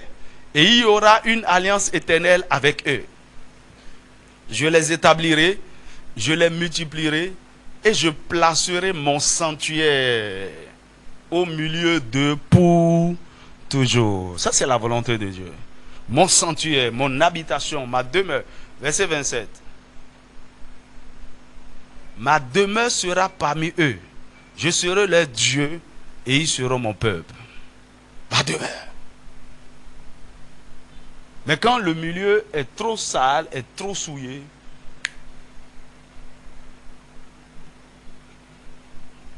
il y a plein d'églises, Dieu ne visite même plus. Même pas un peu, de temps en temps. Il est dehors, on l'a mis dehors. L'hôtel est souillé, les gens font n'importe quoi. Et tu vas même voir là, les gens sont en train de faire délivrance, prière, des combats, faya. Il ne faut pas voir toutes ces choses-là. Dieu est dehors depuis. En fait, ce qui fait même la chose, dès que le leader en chef, le pasteur là, est souillé à un degré donné, c'est fini. C'est fini. Il va venir faire quoi là? Et on a des assemblées comme ça, des congrégations comme ça. On se rassemble tous les dimanches, tout le monde est là. Le pasteur est là, ses maîtresses aussi sont là. Et quand tu rentres dans la chorale, c'est waouh. Les démons de l'immoralité, tout le monde là, on danse. Dieu est où? Il n'est pas dedans. Et là où il n'est pas, rien ne se passera. Vous êtes en train de faire votre chose. Donc il n'y a aucun agenda du ciel pour ce peuple, pour ce territoire, pour cet environnement. Et vous n'avez aucun impact. Satan ne vous calcule pas. Les sorciers sont là. Dans ce peuple-là, les sorciers sont là. Ils sont dans les comités. Mon ami, ce n'est pas ça l'église de Jésus. On n'a pas les gens consacrés. Mon ami, et ça m'a dit, on va ajouter là, sur notre truc là. Il m'a dit d'ajouter premièrement, la mission de l'Aigle est une nation consacrée à Dieu. Oui, consacrée à Dieu. C'est pourquoi à un moment donné, si tu ne veux pas te consacrer à Dieu, il faut partir. Ah, on ne veut pas de membres. À quoi ça sert? Nous sommes nombreux, mais nous ne sommes rien.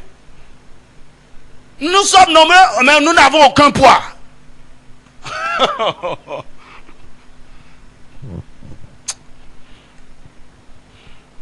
Troisième but, c'est pour être un sacrificateur efficace dans le territoire. C'est pour être un sacrificateur efficace dans le territoire. Apocalypse chapitre 5, verset 9 à 10. Apocalypse chapitre 5. On peut avoir ça.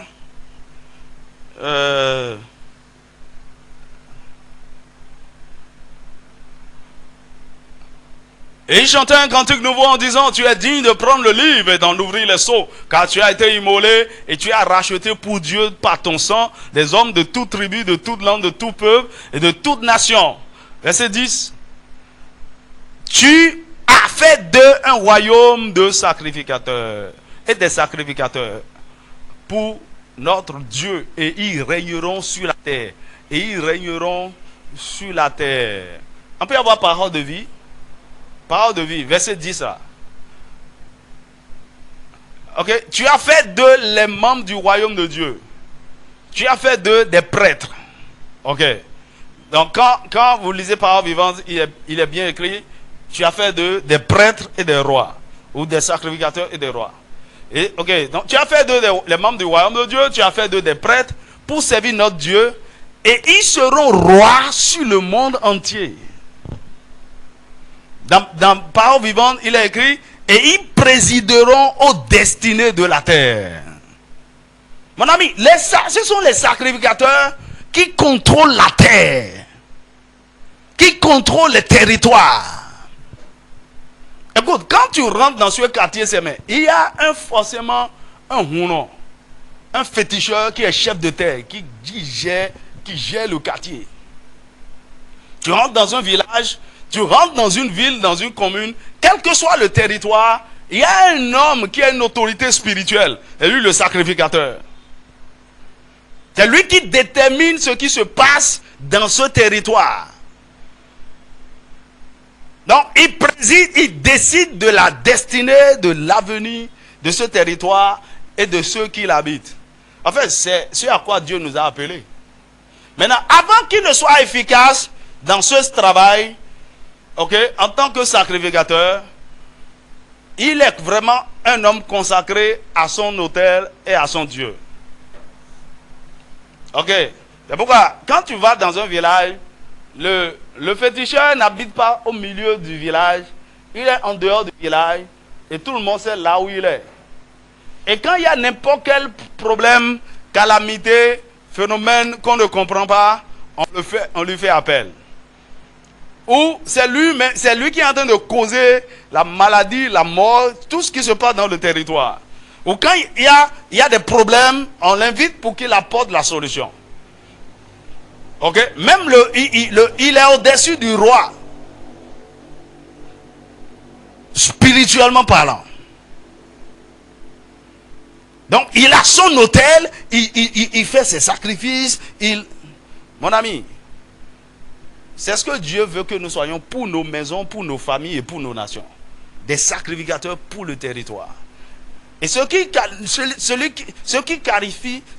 qui qualifie d'abord le sacrificateur sur son territoire, c'est son autel.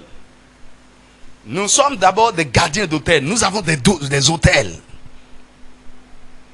Tu peux être dans une rue, dans un quartier, et depuis que tu es venu, à cause de ton autel de prière, en réalité, c'est toi qui gères le quartier.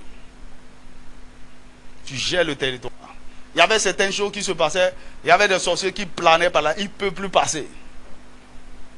La vie commence par rentrer. La paix, la joie, l'harmonie.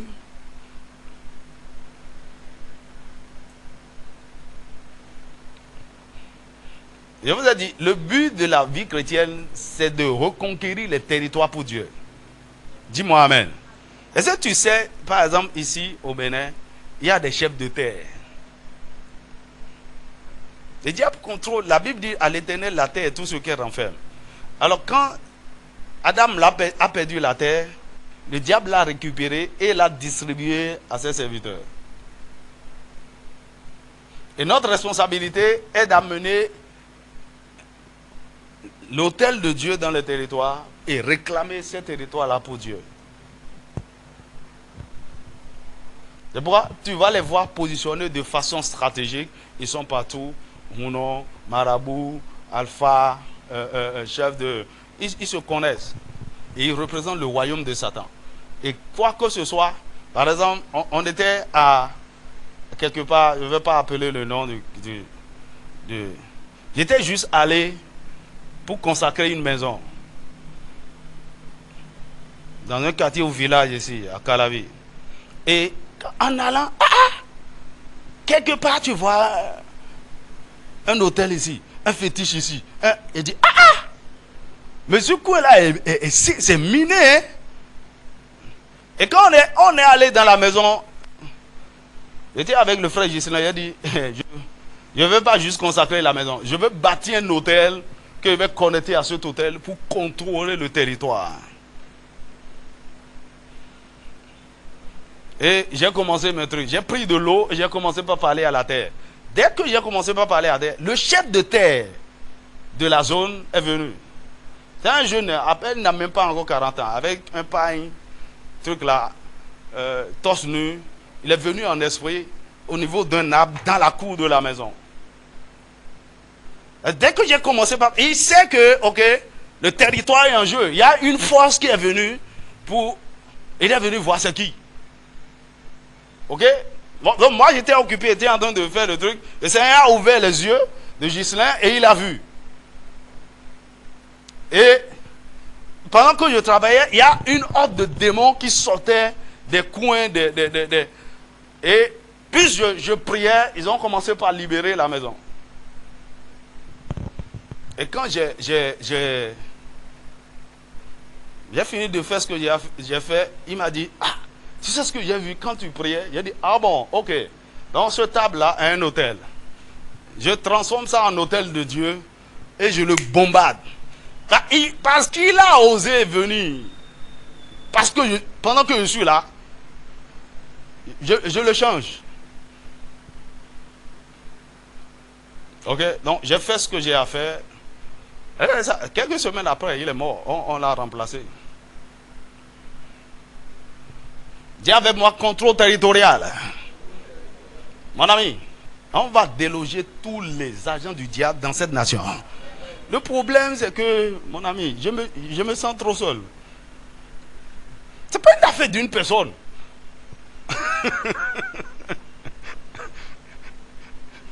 Là où j'habite, quand je suis arrivé, les ténèbres partout. J'ai dit, ok, ne vous en faites pas, je suis arrivé, la lumière est arrivée. Je vais nettoyer ce quartier. Jusqu'aujourd'hui, cette nuit même, je vais faire marche prophétique. Je marche 1h, 2h du matin. Si tu me rencontres, toi-même, tu sais que, appelez-nous. Je suis le chef de terre. Alléluia. Sacrificateur. Pour contrôler les territoires. Il y a le vol, il y a la mort, il y a toutes sortes de choses. On doit arrêter ça. Là où on est, pour amener le règne de Dieu. Mais tu ne peux pas le faire si tu n'es pas consacré, saint à Dieu.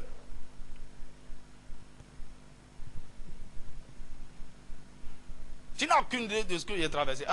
En voulant conquérir cette nation, en allant de lieu en lieu, dans les 77, plusieurs fois ils ont voulu me tuer.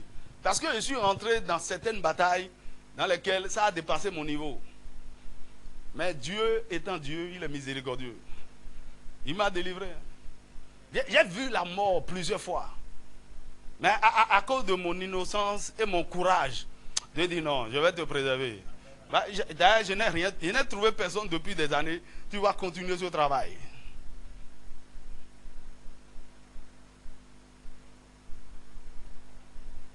Dis-moi amen.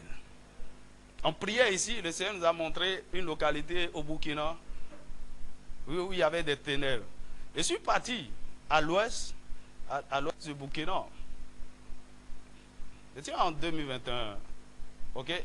Et ce qui se passait, c'était terrible. Il y avait un conflit de la royauté avec l'église et ils ont fermé toutes les églises. Je suis allé, j'ai fait ce que j'ai à faire, j'ai rencontré le roi, j'ai fait tout. Et j'ai dit au pasteur, j'ai dit les églises se sont réouvertes. Il dit, oh, tu ne comprends pas. Ça n'a pas fait 3 mois. Tout est rentré dans l'ordre. Contrôle territorial. Dis-moi amen.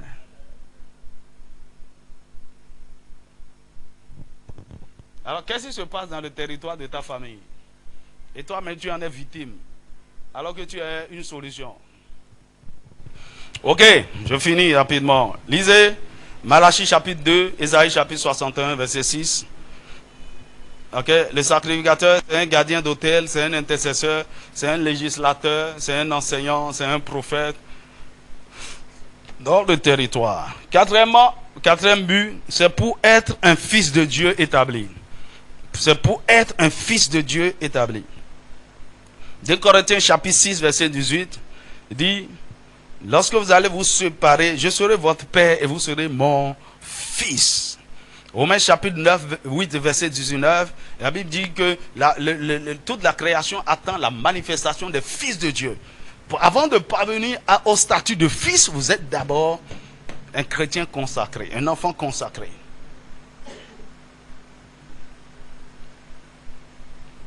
Dis-moi amen. Un fils de Dieu établi. Et Dieu cherche des fils. Malheureusement, l'église est remplie d'enfants, de bébés spirituels. Des gens qui ne cherchent que le biberon, le lait. Dieu, on va te changer des couches. On va t'acheter biscuits. C'est ça. Dieu est devenu notre nourrice. Nous devons devenir des fils responsables et prendre des responsabilités pour notre Dieu. Hébreux chapitre 2, verset 9 à 10. 5. C'est pour être un vase d'honneur utile à Dieu. 5e but, c'est pour être un vase d'honneur utile à Dieu. Je dirais même, après la sainteté, c'est le but ultime. En réalité, c'est pour que nous soyons utiles entre les mains de Dieu. Mais pas... Nous ne sommes pas utiles aussi longtemps que... Ce n'est... Selon 2 Timothée, chapitre 2, verset 19 à 21. La Bible dit, dans une maison, il y a des vases d'honneur, il y a des vases d'un usage vil, il y a des...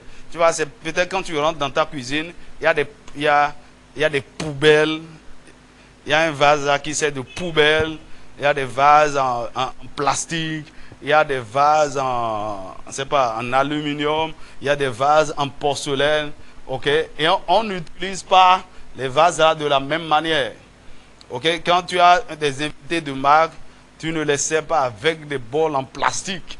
Tu sors les meilleurs plats en porcelaine, et voilà.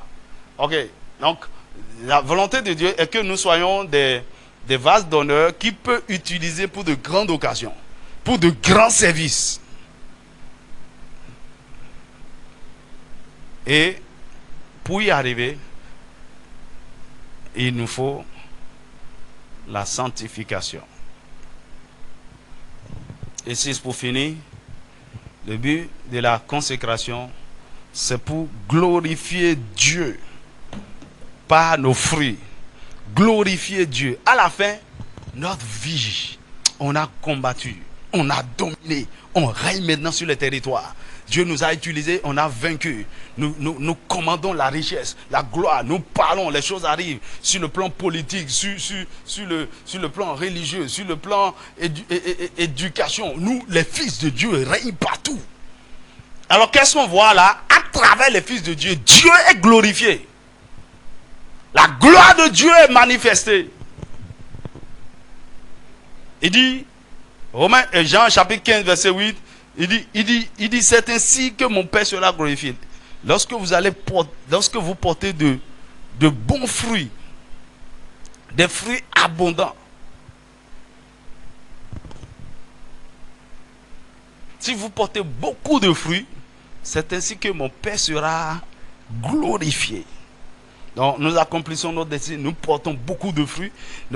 Tout ce que nous faisons, ça a d'impact, ça a de résultats. Jean chapitre 17, verset 1 et verset 4 à 5. Jean chapitre 17, verset... Il dit, après avoir parlé, Jésus leva les yeux au ciel et dit, Père, l'heure est venue, glorifie ton Fils, afin que ton Fils te glorifie. Verset 4. Je t'ai glorifié sur la terre. En réalité, la vie consacrée de Jésus, c'est à quoi ça a servi. Il est venu sur la terre pour révéler Dieu, pour glorifier Dieu. Donc il a dit, je t'ai glorifié sur la terre, j'ai achevé l'œuvre que tu m'as donné à faire. À la fin, ça doit être notre rapport. Seigneur, je t'ai glorifié sur la terre. En fait, j'ai montré à ma génération et au monde à quoi tu ressembles.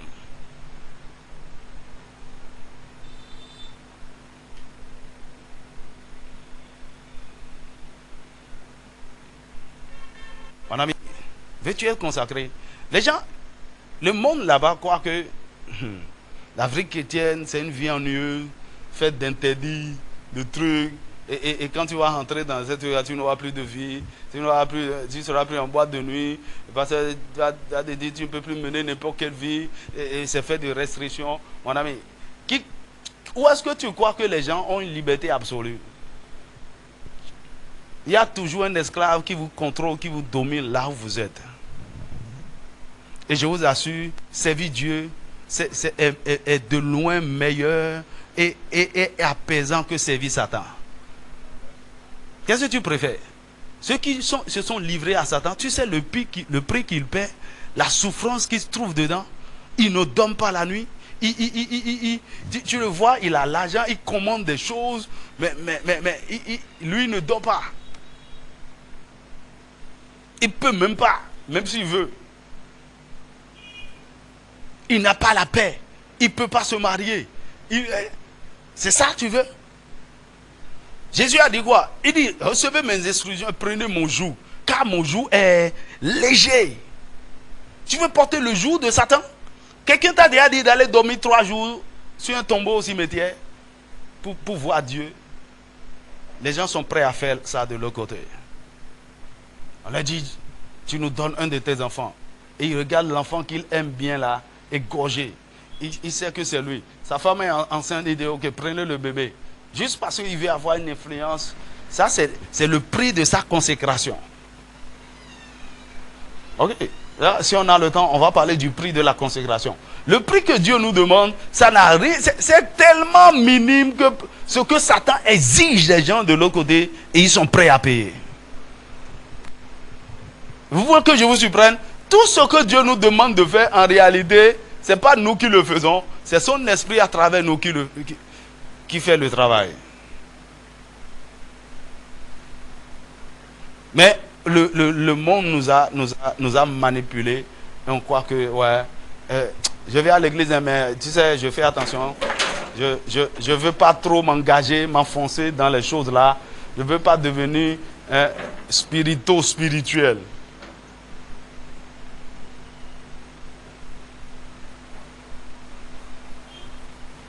C'est pourquoi tu vas voir dans beaucoup d'églises, il y a beaucoup de gens qui ne veulent pas s'engager. Ils ne veulent pas être servis dans un département. Ils veulent être libres pour eux-mêmes, faire leur vie, venir quand ils veulent, de temps en temps, pour voir Dieu, ça va. Ou bien quand ils ont des problèmes. Ah, et le pasteur, il est toujours là. Ah, vous pouvez le saluer, ne va pas. Ah, c'est un homme gentil, hein, bien, mais on a... Mon ami, pendant que tu m'écoutes, tu es baptisé de l'esprit de la consécration. Tu es baptisé de l'esprit de la consécration. Et je prie pour toi, hein. Tu deviendras plus fanatique que moi. Plus consacré. Paul disait aux gens, il dit, vous qui m'écoutez là, vous allez devenir comme moi, acceptez mes chaînes.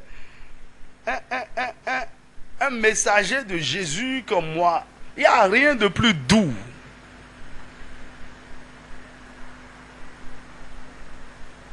Vous croyez que Satan donne une gloire aux gens? Viens goûter à la gloire de Jésus. Comment il peut vous élever au-dessus des nations? Et vous êtes intouchable, invincible, imbattable. Vous soufflez sur les principautés, les autorités, les dominations, et ils tombent. Les sorciers vous voient, ils se prosternent. Quand je lis Ésaïe 49, il dit des rois, les rois te verront et ils se lèveront. Des princes et ils se prosterneront à cause de l'Éternel qui t'a choisi. Mon ami, comment y arriver? Par la consécration. Mon ami, je te montre ici le plus grand secret de succès dans le royaume. Si tu peux embrasser cela, tu verras ce que ta vie va devenir. Tu verras ce que ta génération va devenir. Écoute-moi, personne écoutant le son de ma voix ne peut pas être un échec dans cette génération. Tu es une source de bénédiction. Quelqu'un que Dieu a appelé pour engager les bénédictions générationnelles. Écoute-moi bien, sors de la pensée religieuse. Que ta mentalité soit renouvelée. Les erreurs du passé sont passées. Si tu peux prendre l'engagement pour Jésus aujourd'hui, et dire, Seigneur, je m'abandonne en tes mains. Je n'avais pas compris, mais aujourd'hui j'ai compris. Je me livre totalement à toi pour faire, oh Dieu, ta volonté. Il va t'utiliser pour faire des choses extraordinaires. Oh, commence par bénir son nom. Rebrasser que t'es. Nebrasa katarabrache que t'es. Nebrosa kitarabrache que t'es. Seigneur, je me livre totalement en ce jour. Ayant compris le but de la consécration, Seigneur, je me livre totalement. Je m'abandonne totalement. Je préfère te servir que de servir Satan. Je préfère être un instrument en ta main que d'être utilisé par Satan.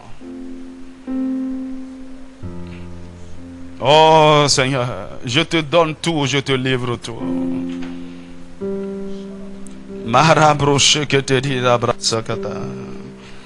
Est-ce que tu peux parler à Dieu? Madame, lorsque vous vous engagez totalement à Dieu, il le sait.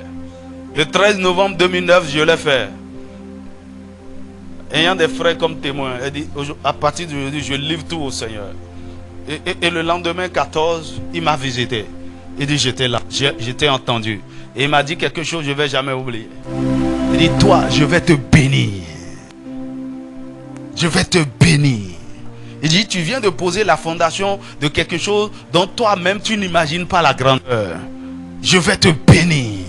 Tu as décidé de me livrer tout, je vais te bénir. Tu veux la bénédiction de Dieu.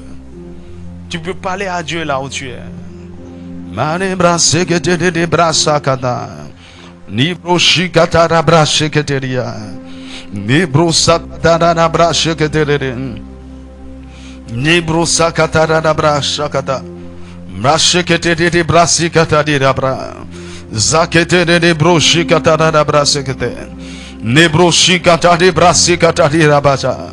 Seigneur, pardonne notre ignorance, pardonne notre négligence, notre indiscipline, notre infidélité d'hier, notre légèreté. C'est parce qu'on n'avait pas compris. Satan nous avait séduits. On n'avait pas eu de modèle.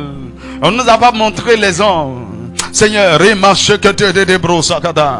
Zani brashekatira brasekete. Nesekete di brashekatira bra. Zatere brashikete de brasakata. Seigneur, machakataka. Quel honneur, quel privilège. Oh, machakatara bagada. De devenir ton enfant. Mais je ne veux pas juste ton enfant. Je veux être ton fils consacré. Je veux te servir. Je veux te livrer tout. Je veux te donner tout. Je vais te donner la vigueur de ma jeunesse, mon temps, ma force, mes talents, mes aptitudes. Seigneur, pardonne-moi. Hier, je ne comprenais pas. Et je me suis laissé utiliser par Satan. Il m'a conduit dans toutes sortes d'erreurs que je regrette aujourd'hui. Mais tu es l'éternel Dieu qui pardonne. Tu es l'éternel Dieu qui sanctifie. Tu es l'éternel Dieu qui lave. Tu es l'éternel Dieu qui purifie. Tu es l'éternel Dieu qui relève de la chute. Tu es l'éternel Dieu qui restaure. Seigneur, relève-moi de mes chutes.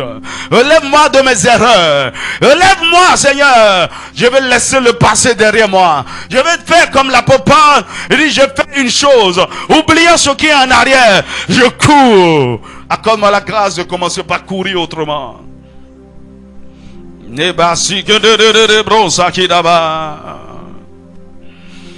Seigneur, si tu cherches des hommes à utiliser, me voici. Si tu cherches des sacrificateurs dans des territoires, me voici.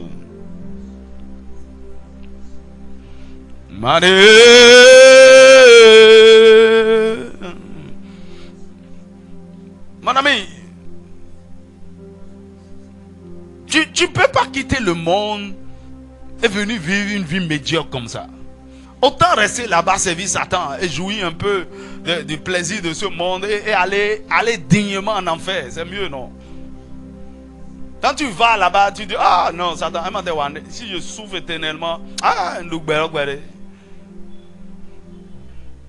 maintenant tu es là et tu es chrétien, tu es dedans seulement. Et mon ami, tu retiens quoi? Contre qui? Qu'est-ce que ta vie comparée à la vie de Dieu qui a été livrée pour toi? Seigneur, je te livre toi.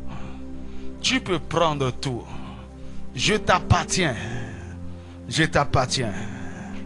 Oh, continue. Continue la séparation. Continue la sanctification. Je veux être saint pour toi. Je veux être pur pour toi. Oui, c'est possible par le Saint-Esprit. Oui, c'est possible par le Saint-Esprit. Neba sigada na brache que te de zibo da cache que te de brochakada nebra shakata rabrase que te Nima shakata de brasakata negashi que te de brochakata ba. Le Seigneur délivre ce peuple de toute forme de séduction, de manipulation du diable. Les pensées sont libérées. Les mentalités sont affranchies. Dans le nom de Jésus. Remasakata de brasaka. Rekeshakete di bradisakata. Nebrusakete di abrasaka. Père, en tant que sacrificateur en chef en ce lieu, je déclare que ce peuple est une famille, une nation consacrée. Les fils et filles que tu m'as donnés sont tous consacrés à l'Éternel. Nous t'appartenons. Nebrosikata nebrashakata rabra. Remachakata. Nous ne sommes plus des religieux, nous ne sommes plus des chrétiens frontaliers. Oui, Seigneur, nous sommes vendus à toi. Nous sommes totalement vendus. Parce que tu nous as rachetés à un grand prix. Nous t'appartenons. Notre corps, notre âme, notre esprit, nos facultés, nos dons, nos potentiels, notre intelligence, notre mariage, nos ressources, tout ce que tu vas nous donner est à toi, Seigneur. Seigneur, à partir d'aujourd'hui, je mets de côté mes ambitions, mes rêves, mes projets, mes envies, mes convoitises. Je les mets de côté. Seigneur, je vais faire ta volonté. Si tu cherches un homme que tu peux utiliser dans cette génération, je dis, Seigneur, me voici. Nebrura kasha kateri brada shekede. Zekari brase katarabra. Rebrosa kateri brashe kateria. Remasha kataraba. Seigneur, pardonne-moi les erreurs du passé. Pardonne-moi mes égarements. Pardonne-moi mes légèretés. Pardonne-moi. Seigneur, j'avais gaspillé du temps. J'ai gaspillé des ressources. J'ai gaspillé de l'énergie. J'ai gaspillé des opportunités dans le camp de Satan. Aujourd'hui, Seigneur, je veux te donner tout. Je veux te donner le meilleur. Si tu peux me faire grâce, si tu peux me relever, Seigneur, si tu peux me bénir encore, Seigneur, ce sera utilisé pour ta gloire. Ma vie sera pour ta gloire. Ma maison sera pour ta gloire. Reke ce que te dibra. Reke ce que te dibra. Anibre ce que tu n'amas. Ishakate de bras, anesate te presse, achekate libro, anebrasa katete, et yamanse kate, anibrasa kata, et yisaketa libra, anibrasa, et dese que te dira, anibe shakitana, et dia, asakete te bras, anebrasa que te dira, aramakataka, que toute ancienne consécration à Satan et à ses autels qui me réclament et qui me contrôlent soit brisée cette nuit. Sois brisé cette nuit. Ramashakata. Rekese riba. Ade sharia. Ade sharia. Ade sharia. Ade sharia. Ade sharia. Seigneur, ma vie t'appartient. Ça t'appartient. Fais de moi ce que tu veux. Que ma vie te glorifie. Que je te glorifie dans ma génération et dans les nations. Oh, parle à Dieu. Écoute-moi bien. Lorsque tu es sincère, une parole de ta bouche peut susciter l'intérêt de Dieu te concernant cette nuit. Dieu va commencer par te prendre autrement. Parce que tu as parlé bien devant son trône. Il a écouté les paroles de tes lèvres. Il a vu ton cœur. Il a vu que tu es sincère. Il dit ok, il est prêt maintenant. Je peux commencer par faire du business avec lui. Rama Shakata. Mon ami, ça paye de servir Dieu. Ça paye de faire du business avec Dieu. Rema Shakata. Rema Shakata. Rema Shakata de bras. Je refuse d'être un instrument en des mains de Satan. Je refuse.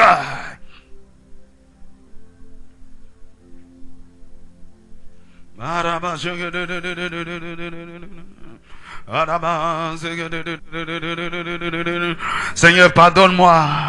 J'avais suivi les plaisirs de ce monde. Je me livrais au péché et toutes ces choses.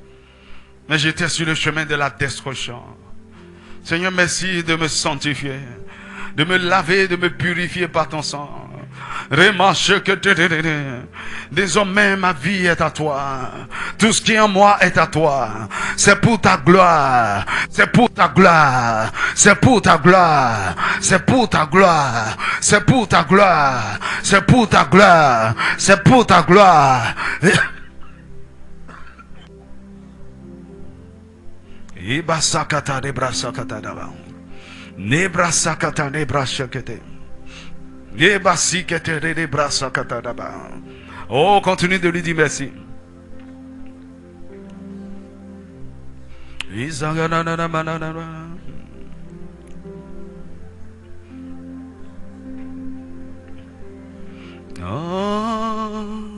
Entre tes mains, j'abandonne tout ce que j'appelle le mien. Oh, ne permets à personne, Seigneur, n'en pas de rien. Oui, pour tout, Seigneur. Oh, oui, pour tout, Seigneur.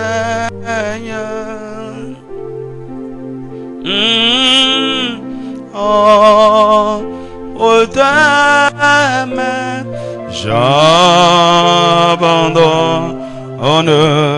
tout avec mon âme. Prends mon cœur et prends mon âme, que tout en moi soit à toi. Que à ta divine flamme tout mal soit détruit en moi. Oui, pour tout, Seigneur. Oui, prends tout, Seigneur. Entre tes mains, abandonne tout avec bonheur.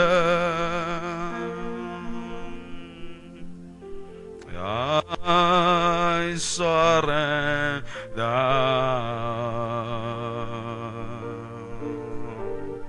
I surrender.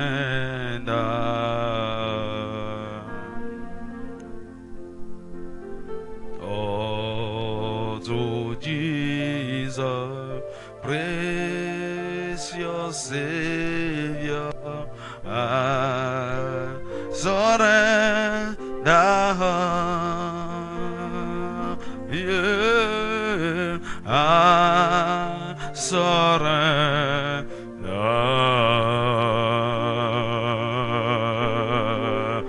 I surrender.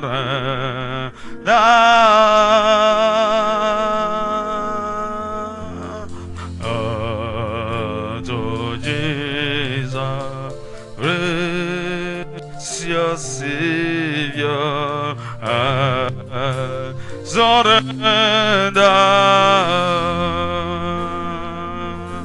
Oh, I surrender. Oh, oh, oh, oh, I surrender.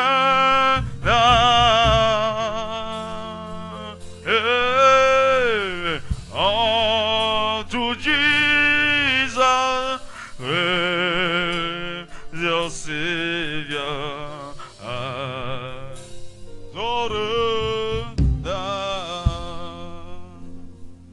Thank you, Jesus. Do Dis-lui merci, dis-lui merci, dis-lui merci, dis-lui merci. Que l'esprit de consécration, le feu de consécration repose sur chacun. Que le cœur soit saisi, embrasé, soumis à la volonté du Maître durant toute cette semaine. Seigneur, merci. Seigneur, merci.